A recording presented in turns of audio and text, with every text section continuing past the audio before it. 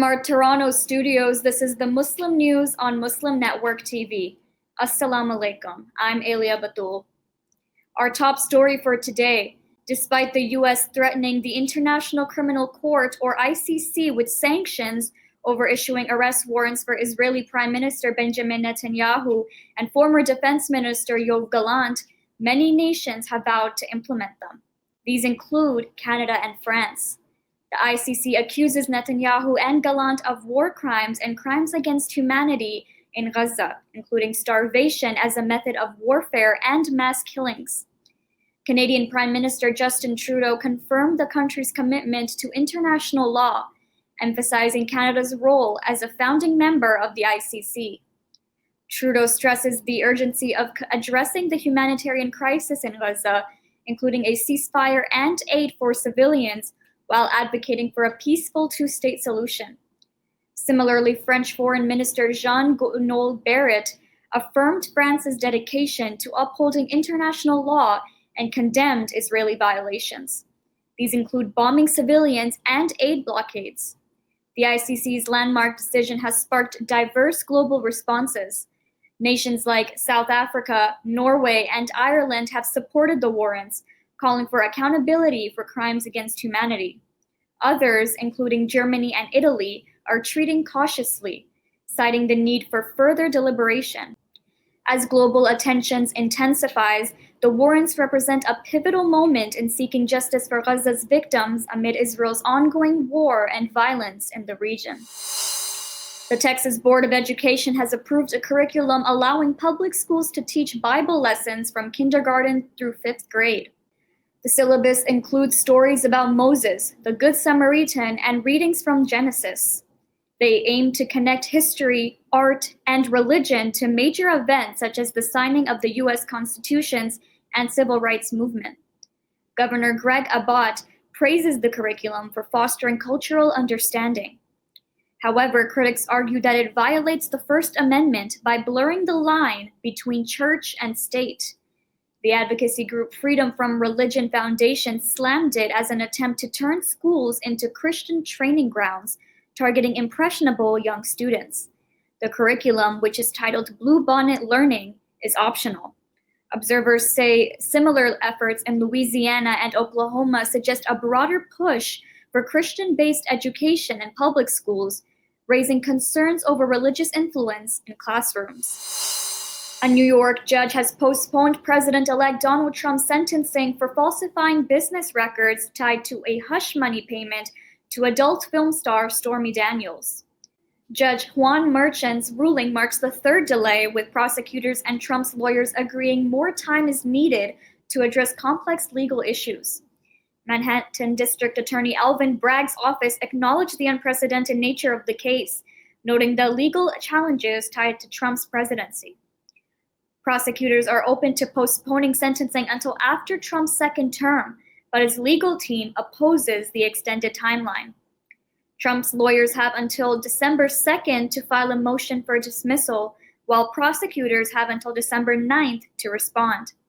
Trump was convicted on 34 counts in May and is set to begin his second term as president on January 20th.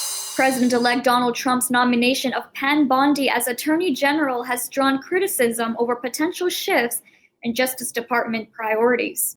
Bondi is a staunch Trump ally and former Florida Attorney General. She previously defended Trump during his first impeachment trial and supported his election fraud claims in 2020.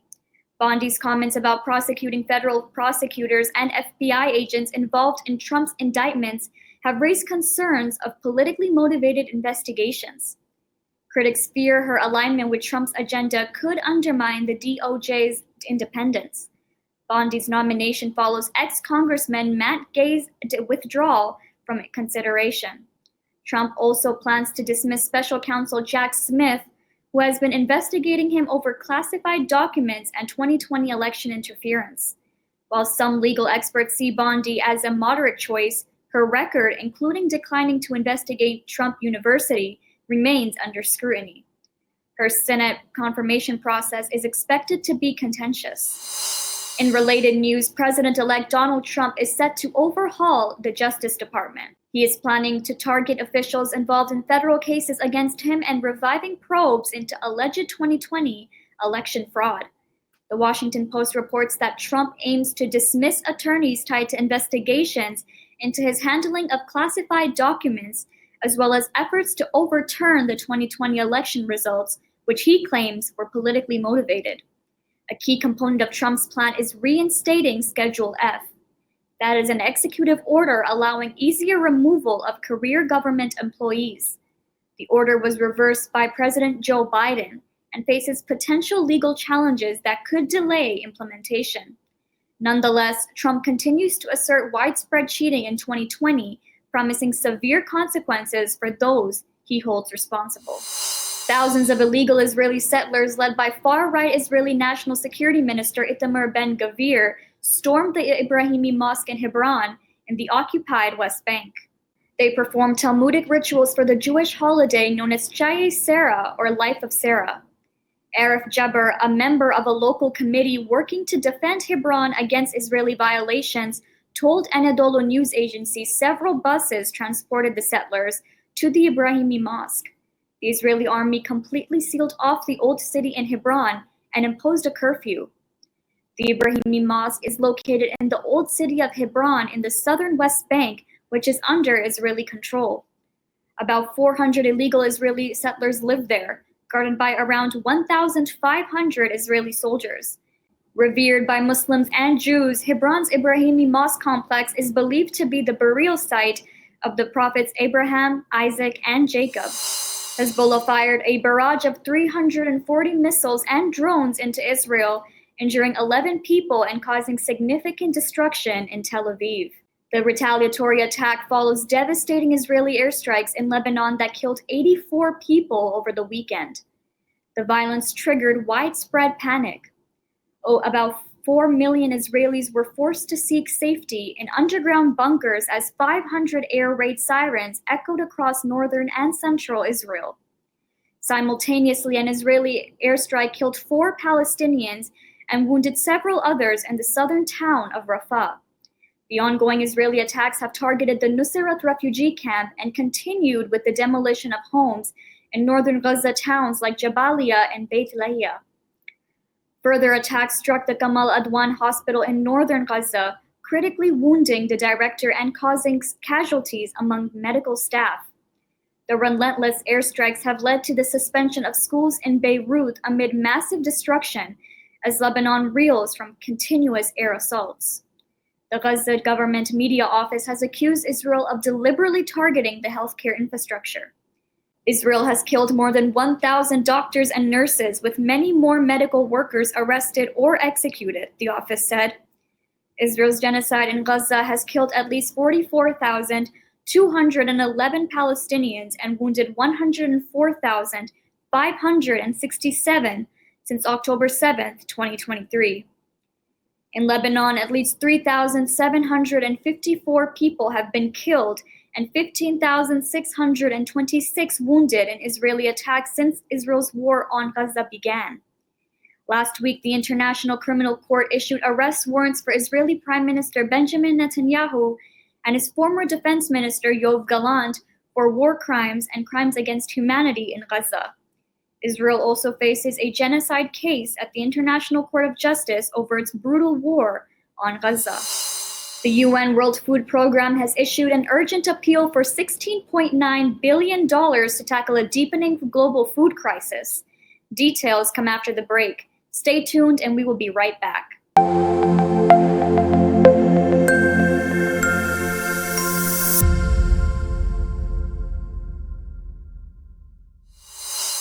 The UN World Food Programme has issued an urgent appeal for $16.9 billion to tackle a deepening global food crisis affecting 343 million people across 74 countries.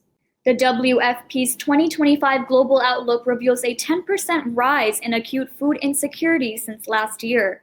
It says the crisis is approaching levels seen during the pandemic-induced food crisis. Nearly 1.9 million people face famine, with hotspots like Gaza, Sudan, South Sudan, Haiti, and Mali experiencing catastrophic hunger due to escalating conflicts, climate disasters, and economic shocks.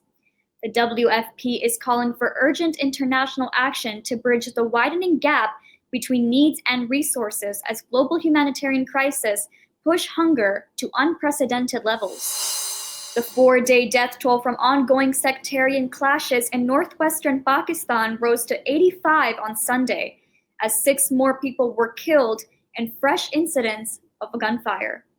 The Kurram district, which borders neighboring Afghanistan, has been in the grip of one of the worst sectarian clashes in recent years.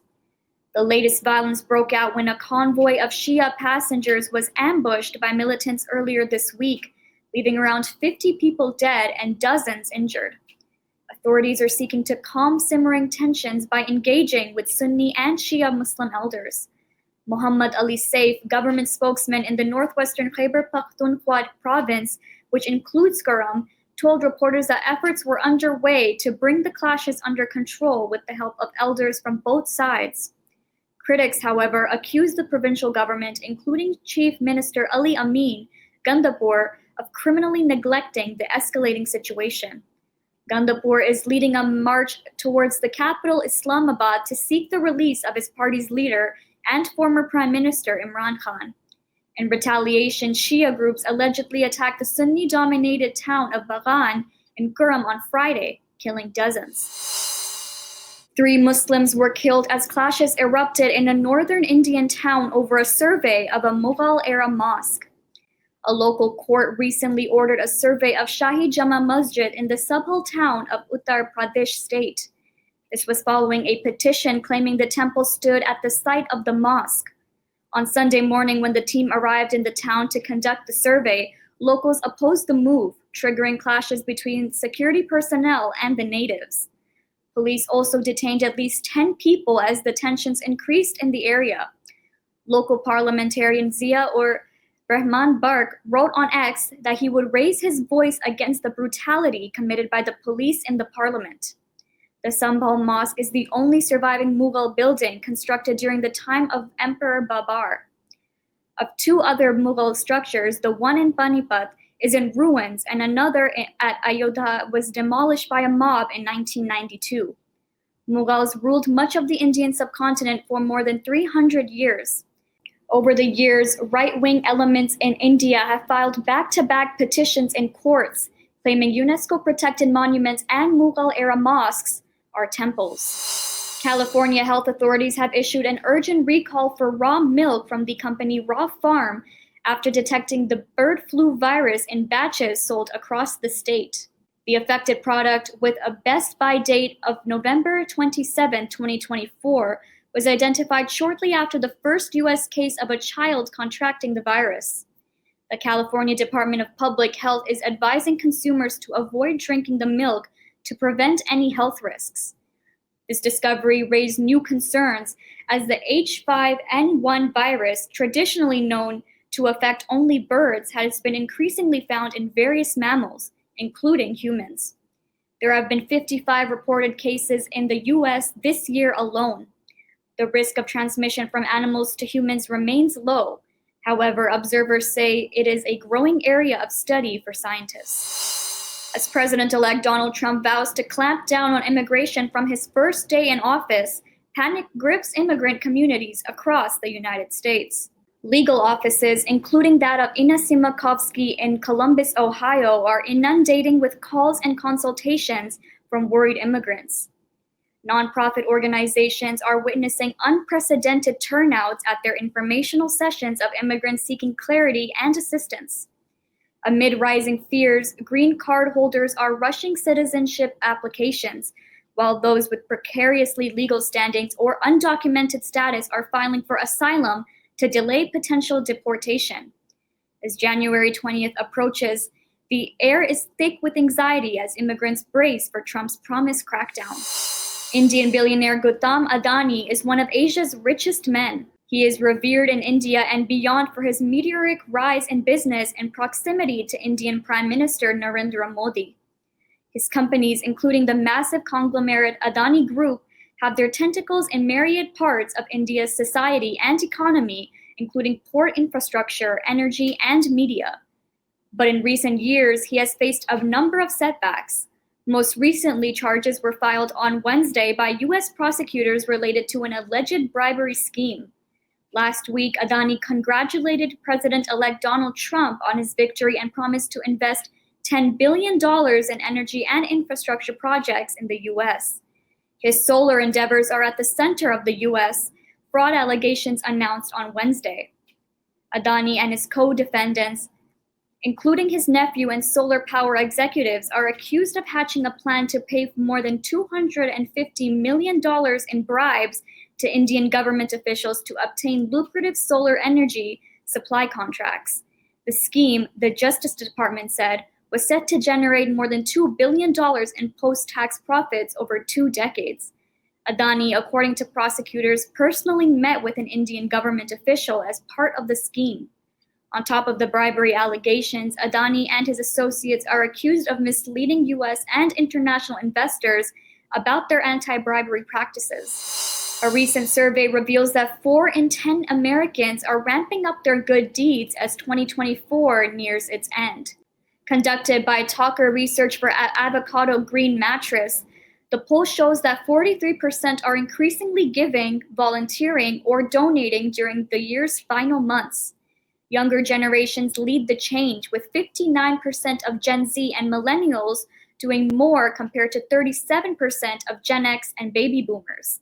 Challenges like financial constraints, health issues, and limited time were cited as barriers to doing more. Despite this, respondents plan to spend an average of 8 hours weekly at altruistic pursuits, with 44% participating in Giving Tuesday. Motivations for doing good include the joy of giving, finding purpose, and improving the world. Notably, 38% find it easier to do good during the holidays, highlighting a collective commitment to end the year on a positive note. That's all from our Toronto studios. Thank you for watching Muslim News. We are a community channel dedicated to bringing you stories you can trust. Please like, share, and subscribe to our content. You can also comment to let us know what you think of our coverage. You can donate now by visiting muslimnetwork.tv/donate. For more content, keep watching Muslim Network TV. Assalamu alaikum.